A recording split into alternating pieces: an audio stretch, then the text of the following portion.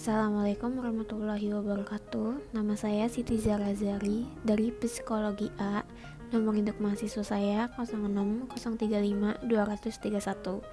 Saya di sini ingin menjelaskan tentang tokoh psikoanalisis yaitu Karen Horney. Biografi Karen Horney.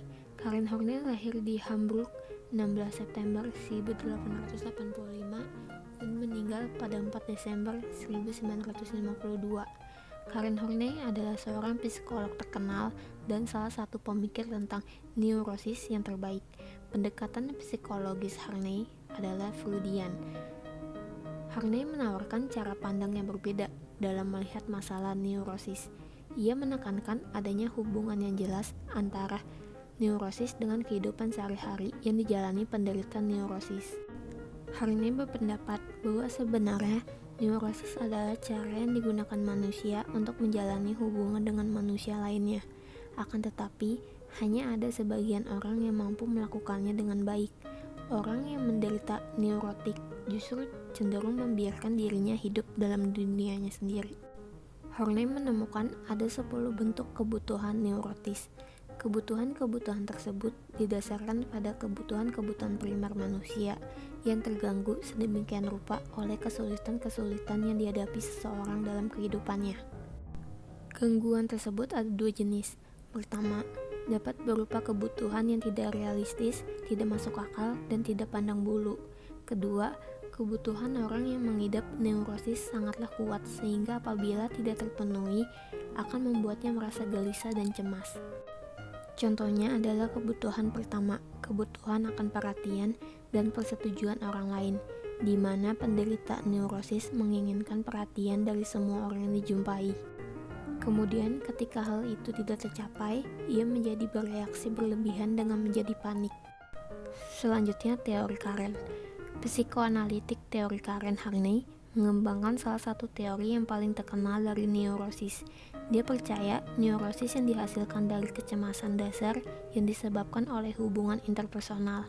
Teorinya mengusulkan bahwa strategi yang digunakan untuk mengatasi kecemasan seringkali digunakan secara berlebihan, menyebabkan mereka mengambil bentuk kebutuhan.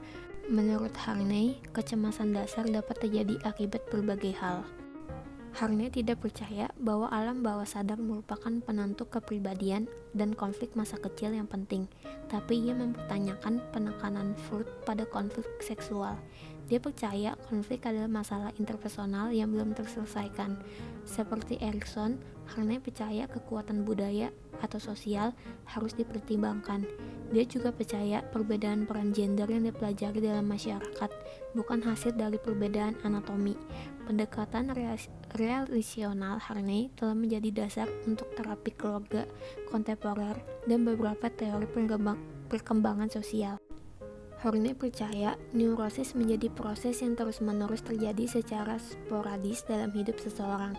Hal ini berbeda dengan pendapat sebayanya yang percaya bahwa neurosis seperti kondisi mental yang lebih parah, kerusakan negatif dari pikiran dalam menanggapi rangsangan eksternal seperti kematian, penceraian, atau pengalaman negatif selama masa kanak-kanak dan remaja. Horney percaya asumsi-asumsi ini menjadi kurang penting, kecuali untuk pengaruh masa anak-anak. Sebaliknya, dia menekankan signifikan terhadap ketidakpedulian orang tua terhadap anak, percaya bahwa persepsi seorang anak tentang peristiwa yang bertentangan dengan niat orang tua adalah kunci untuk memahami neurosis seseorang. Pertama, kurang kehangatan dan cinta orang tua, permusuhan dan kemarahan karena diperlakukan buruk, represi permusuhan agar tidak kehilangan cinta dan keamanan yang hanya sedikit, kecemasan dasar dan permusuhan dasar terus diperkuat kalau lingkaran kecemasan permusuhan represi berlanjut, lalu semakin marah karena kebutuhannya semakin banyak tidak terpenuhi, perasaan permusuhan semakin kuat, represi semakin kuat untuk mempertahankan kasih sayang yang hanya sedikit, dan tegangan kemarahan yang semakin kacau. Lalu ada psikologi feminim. Horney juga pelopor dalam disiplin psikiatri feminim. juga sebagai salah satu psikiater wanita pertama yang menyajikan makalah tentang psikiatri feminim. 14 makalah dia tulis antara tahun 1922 dan 1937 yang digabung menjadi satu buku yang berjudul Feminine Psychology. Sebagai seorang wanita, ia merasa bahwa pemetaan dari tren dalam perilaku perempuan adalah pengabaian masalah. Dalam esainya yang berjudul The Problem of Feminine Masochism, Harney merasa dia membuktikan bahwa budaya dan masyarakat di seluruh dunia mendorong perempuan bergantung pada laki-laki untuk cinta mereka, wibawa, kekayaan, perawatan, dan perlindungan. Perempuan dianggap sebagai objek pesona dan keindahan berbeda dengan tujuan akhir setiap manusia dari aktualisasi diri. Wanita, menurut Harney, secara tradisional memperoleh nilai hanya melalui anak-anak mereka dan keluarga yang lebih luas.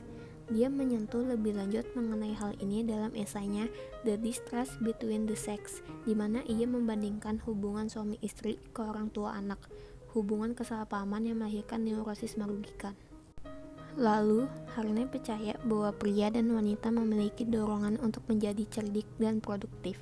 Wanita dapat memuaskan kebutuhan normal dan batin. Untuk melakukan hal ini, mereka hamil dan melahirkan. Pria akan puas perlu melalui cara-cara eksternal. Harney mengusulkan agar prestasi mencolok dari pria dalam pekerjaan atau bidang lain dapat dilihat sebagai kompensasi atas ketidakmampuan mereka untuk melahirkan anak-anak. Lalu, Harney mengembangkan idenya sejauh bahwa ia merilis salah satu buku self-help pertama pada tahun 1946. Yang Are You Considering Psychoanalysis? Buku ini menegaskan bahwa orang-orang, baik pria dan wanita, dengan masalah neurotik yang relatif kecil, pada dasarnya bisa menjadi psikiater sendiri. Dia terus-menerus menekankan bahwa kesadaran diri adalah bagian untuk menjadi manusia yang lebih baik, lebih kuat, dan lebih kaya. Sekian informasi saya tentang Karen Horney. Mohon maaf bila ada kata. Wassalamualaikum warahmatullahi wabarakatuh.